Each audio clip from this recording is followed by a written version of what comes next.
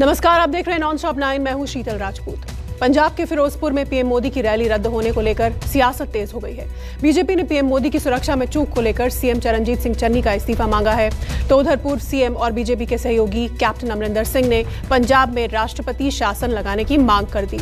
लेकिन पंजाब के मुख्यमंत्री चरणजीत सिंह चन्नी ने दो टूक कहा कि पीएम की सुरक्षा में न तो कोई चूक हुई, न ही उन पर कोई खतरा था। किसान पीएम मोदी का विरोध कर रहे थे और ये राजनीतिक प्रदर्शन था जिस पर बीजेपी झूठ की राजनीति कर रही है। 15 मिनट तक फ्लाईओवर पर रुका रहा पीएम मोदी का काफिला। किसानों के प्रदर्शन के कारण सड़क पर लग गया लंबा जाम। पीएम की गाड़ी घेर कर खड़े हो गए एसपीजी के जवान। दरअसल फिरोजपुर में बीजेपी की रैली होने वाली थी जिसमें पीएम मोदी को हिस्सा लेना था, लेकिन रैली से पहले पीएम मोदी हुसैनीवाला बॉर्डर स्थित शहीद स्मारक जाना चाहते थे। मौसम खराब होने के कारण पीएम मोदी ने हेलीकॉप्टर की बजाय सड़क मार्ग से जाना पसंद किया। पीएम मोदी का काफिला बठिंडा से रवाना तो हुआ, लेकिन किसानों के प्रदर्शन के कारण हुसैनीवाला बॉर्डर से करीब 30 किलोमीटर पहले फिरोजपुर हाईवे के फ्लाईओवर पर जाम लग गया और पीएम मोदी का काफिला भी उसी जाम में फंस गया। करीब 15 से 20 मिनट तक पीएम मोदी का काफिला जाम हटने का इंतजार करता रहा, लेकिन जाम खुलता नहीं देख पीएम मोदी ने बठिंडा एयरपोर्ट लौटने का फैसला कर लिया। देश के प्रधानमंत्री नरेंद्र मोदी का आज पंजाब में पहला दौरा था। पंजाब भाजपा की तरफ से पहली रैली की गई थी, जिसके बाद आपको बता दें कि प्रधानमंत्री जैसे ही पंजाब में आते हैं फिरोजपुर रैली में उनके काफिले को प्रदर्शनकारियों की तरफ से रोक लिया जाता है। इस वक्त हम उसी फ्लाईओवर पे खड़े हैं जहां प्रधानमंत्री के काफिले को 15 से 20 मिनट तक रोका गया। किस कारण में रोका गया, मेरे साथ तरुणपाल जी, क्या आप थे यहाँ और क्या हुआ था उस वक्त? जी, मैं अपने निजी कारणों से जलंधर से यहाँ फिरोजपुर आज ट्रैवल कर रहा था, तो यहीं नज़दीक ही शायद कहीं रैली हो रही है। तो जब हम ट्रैफिक में फंसे तब तक मेरे ख्याल से आधे घंटे से ज़्यादा हम रुक चुके थे। उतर के जब तक गाड़ियों तक पहुँचे तो लोगों ने, जो पहले फंसे होते, उन्होंने ये बताया कि आगे किसानों ने रास्ता रोका हुआ है। पीएम के बठिंडा लौटते ही फिरोजपुर में आयोजित बीजेपी की रैली भी रद्द कर दी गई। केंद्रीय गृह मंत्रालय का कहना है कि फिरोजपुर में पीएम मोदी की सुरक्षा में चूक हुई है, जिसके कारण वो रैली में नहीं जा सके। गृह मंत्रालय ने ट्वीट किया, प्रधानमंत्री 15 से 20 मिनट तक फ्लाईओवर पर फंसे रहे। ये प्रधानमंत्री की सुरक्षा में बड़ी चूक थी। प्रधानमंत्री के कार्यक्रम और यात्रा योजना के बारे में पंजाब सरकार को पहले ही बता दिया गया था। प्रक्रिया के अनुसार उन्हें रसद, सुरक्षा के साथ साथ आकस्मिक योजना तैयार करनी थी। गृह मंत्रालय ने इस गंभीर सुरक्षा चूक का संज्ञान लेते हुए राज्य सरकार से विस्तृत रिपोर्ट मांगी है। राज्य सरकार को भी इस चूक की जिम्मेदारी तय करने और सख्त कार्रवाई करने को कहा गया है। फिरोजपुर हाईवे से बठिंडा एयरपोर्ट लौटने के बाद पंजाब सरकार के खिलाफ पीएम मोदी का गुस्सा उनके जुबान पर आ गया। न्यूज एजेंसी एएनआई के मुताबिक एयरपोर्ट के अधिकारियों ने बताया कि एयरपोर्ट लौटने पर पीएम मोदी ने वहां मौजूद पंजाब सरकार के अधिकारियों से कहा, अपने सीएम को धन्यवाद कहना कि मैं बठिंडा एयरपोर्ट तक जिंदा लौट पाया। आज प्रधानमंत्री के काफिले को कई प्रदर्शनकारियों की तरफ से रोका गया। ये इस वक्त हम उसी फ्लाईओवर पर खड़े हैं जहां प्रधानमंत्री के काफिले को किसानों की तरफ से रोका गया। 15 से 20 मिनट का जो प्रधानमंत्री के काफिले को रोका गया, जिसके बाद आपको कारणवश बता दें कि प्रधानमंत्री के काफिले को एसपीजी की सिक्योरिटी की तरफ से वापस रवाना कर दिया गया यहाँ। और जो भी हुआ है ये बहुत गलत हुआ है जी। किसी भी पीएम को आज तक कभी भी किसी भी काफिले को 15 मिनट रोका नहीं गया, और रोक के जी कितना सिक्योरिटी थ्रेट है आप खुद समझ सकते हैं। पंजाब में पीएम मोदी की सुरक्षा में चूक और किसानों के प्रदर्शन के कारण रैली रद्द होने पर सियासत भी तेज हो गई। बीजेपी के राष्ट्रीय अध्यक्ष जेपी नड्डा ने तो पंजाब के मुख्यमंत्री पर ही गंभीर आरोप जड़ दिए। नड्डा ने ट्वीट किया, पंजाब के मुख्यमंत्री चन्नी ने फोन पर बात करने या इस मामले का समाधान करने से इनकार कर दिया।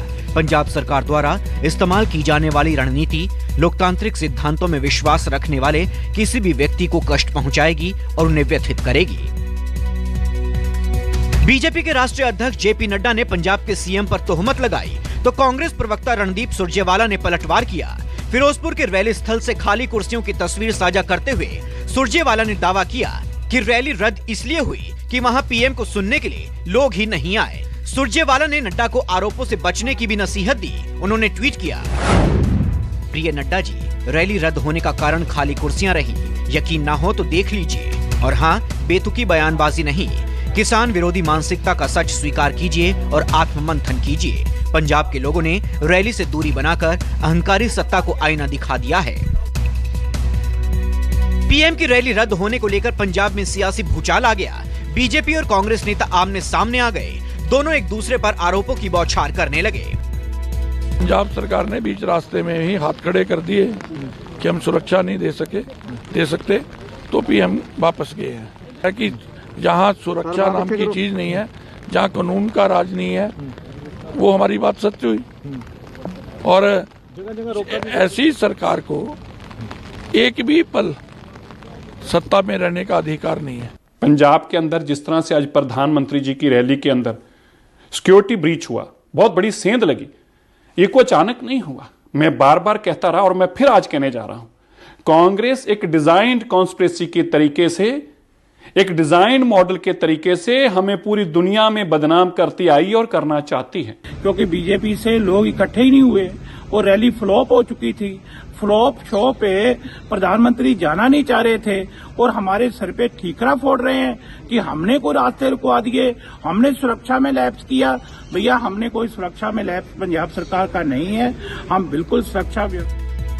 एक तरफ बीजेपी पंजाब के मुख्यमंत्री चरणजीत सिंह चन्नी का इस्तीफा मांग रही है, तो वहीं पंजाब से कांग्रेस सांसद रवनीत सिंह बिट्टू इसे बीजेपी के खिलाफ पंजाब के लोगों की नाराजगी का ट्रेलर करार दे रहे हैं। रवनीत सिंह बिट्टू ने ट्वीट किया, पंजाब के वारिस माताओं और बहनों ने जो सर्दी, बारिश और आंधी 1.25 साल तक दिल्ली की सीमाओं पर बैठकर अपनी जिस्म पर झेली, ईश्वर ने उसका छोटा सा ट्रेलर मोदी और भाजपा वर्करों को पंजाब आने पर आज दिखाया है। ये जैसे जैसे पंजाब की तरफ बढ़ेंगे, इनके किए जुल्मों का परमात्मा हिसाब करेगा।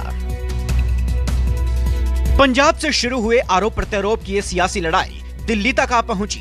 कांग्रेस और बीजेपी में तोहमत लगाने की होड़ मच गई। प्रधानमंत्री किस रूट से एक स्थल पर पहुंचते हैं, उस पूरे रूट की सुरक्षा का प्रबंध और कोई भी गतिरोध नहीं है, ऐसा आश्वासन पंजाब पुलिस ने प्रधानमंत्री जी के सुरक्षा दस्ते को दिया। क्या जानबूझकर प्रधानमंत्री जी के सुरक्षा दस्ते को झूठ बोला गया? पंजाब की सरकार के संरक्षण में आज पंजाब के अंदर हुआ है, वह पंजाब के अंदर व्याप्त अराजकता और दुर्व्यवस्था का एक जीता जागता उदाहरण है। कांग्रेस शासित पंजाब की सरकार को देश की जनता से इस बात के लिए माफी मांगनी चाहिए। शायद भाजपा और मोदी जी ये स्वीकार नहीं कर सकते कि लोग उन्हें सुनने ना आए, और इसलिए उन्होंने हुसैनी वाला जो हमारा शहीद स्मारक है और उसके बाद रैली स्थल तक सड़क मार्ग से आखिरी मिनट पे, लास्ट मिनट पे जाने का निर्णय किया। पीएम की सुरक्षा में सेंधमारी और फिरोजपुर की रैली रद्द होने को लेकर पंजाब के सीएम चरणजीत सिंह चन्नी बीजेपी के निशाने पर आ गए। किसी ने कहा कि उन्हें माफी मांगनी चाहिए, तो कोई उनका इस्तीफा ही मांग बैठा। लेकिन मीडिया के सामने आए चन्नी ने साफ किया, पीएम की सुरक्षा में कोई चूक नहीं हुई है और उन्हें पीएम के सड़क मार्ग से जाने की जानकारी भी नहीं थी। किसान रैली से पहले पीएम मोदी के साथ बातचीत की मांग कर रहे थे।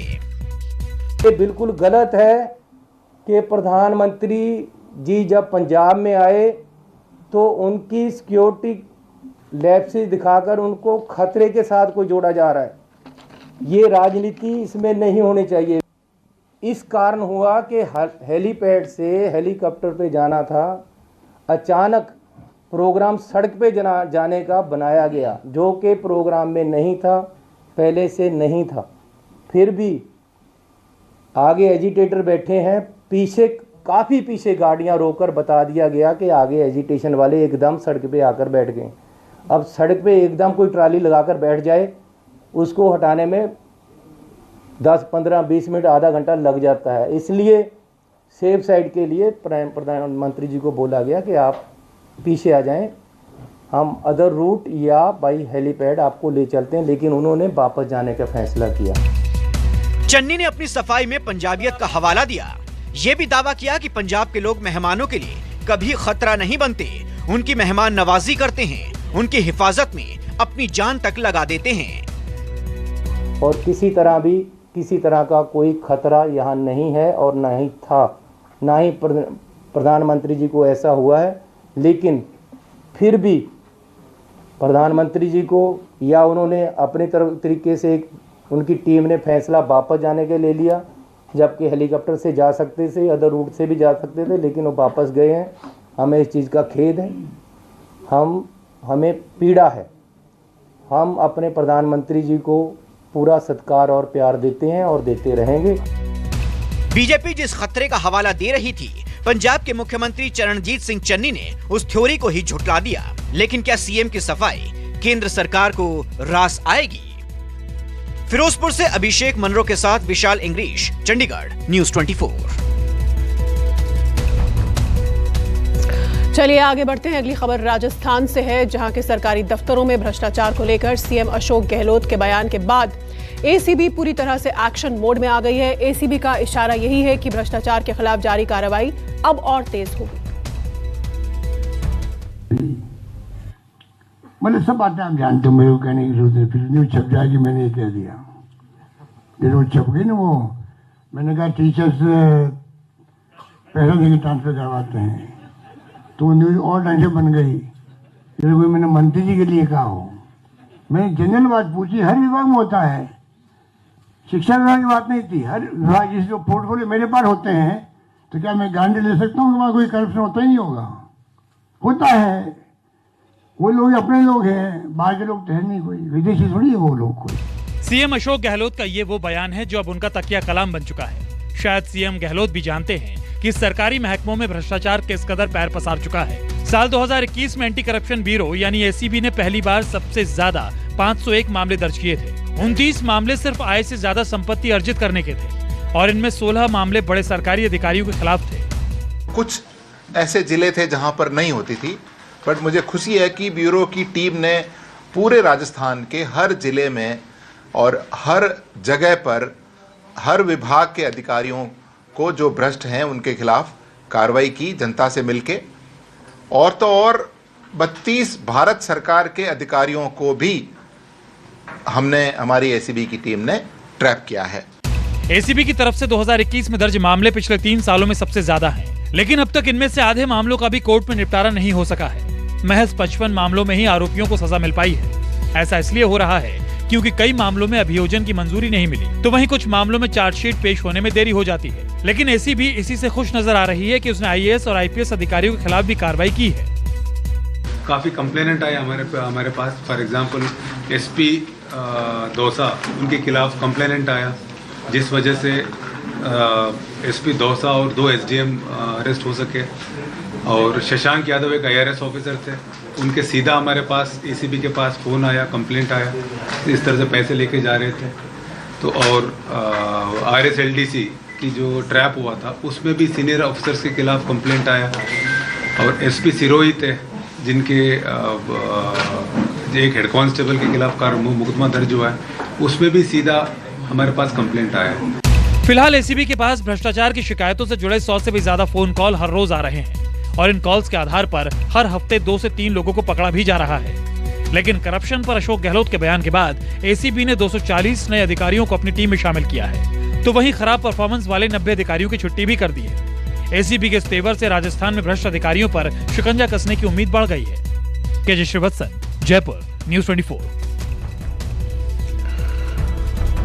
इधर देश की राजधानी दिल्ली और औद्योगिक राजधानी मुंबई में एक बार फिर कोरोना के मामलों में बड़ा उछाल आया है। बीते 24 घंटे में दिल्ली में 10,000 से ज्यादा मामले आए हैं, तो वहीं मुंबई में 15,000 से ज्यादा नए मामले देखे गए हैं। दिल्ली में संक्रमण दर बढ़कर 11.88% चला गया है। स्वास्थ्य विभाग के आंकड़ों के मुताबिक बीते 24 घंटे में दिल्ली में 782 मरीज अस्पतालों में भर्ती हुए हैं। देश की राजधानी दिल्ली के अंदर कोरोना के लगातार मामले बढ़ रहे हैं। अगर मैं पिछले 24 घंटे की बात करूं तो 10,665 मामले पिछले 24 घंटे में आए हैं। वहीं अगर मौतों की बात करें तो कोरोना से 8 मौतें पिछले 24 घंटे के अंदर हुई हैं, यानी कि अब तक 24 घंटे में एक मौत हो रही थी अगर साल 2022 की बात करूं तो। लेकिन 5 जनवरी को जो आज हेल्थ बुलेटिन आया उसमें साफ है कि 8 मौतें पिछले 24 घंटे में आई हैं, यानी कि कोरोना के मामले अगर बढ़ रहे हैं तो उसी तरीके से मौतों का भी आंकड़ा बढ़ रहा है। अगर मैं बेड्स की बात करूं, राम मनोहर लोहिया हॉस्पिटल के सामने हूं और ये बेड की जो यहाँ पर स्थिति दर्शा रही है इस बोर्ड पे, उसमें साफ लिखा है कि बेड नहीं है, 0 बेड है, ना आईसीयू बेड है, ना ऑक्सीजन बेड है। तो जिस तरीके से मामले लगातार बढ़ रहे हैं तो साफ देखा जा सकता है कोरोना की तीसरी लहर की खतरे की घंटी जो है वो बज चुकी है। राजधानी दिल्ली की सड़कों पर एम्बुलेंस अब बार बार नजर आ रही हैं, जो कि सेकंड वेव में नजर आती थी, वही हालात अब राजधानी दिल्ली में फिर उसी तरीके के हालात बढ़ते जा रहे हैं। कैमरामैन रफीक के साथ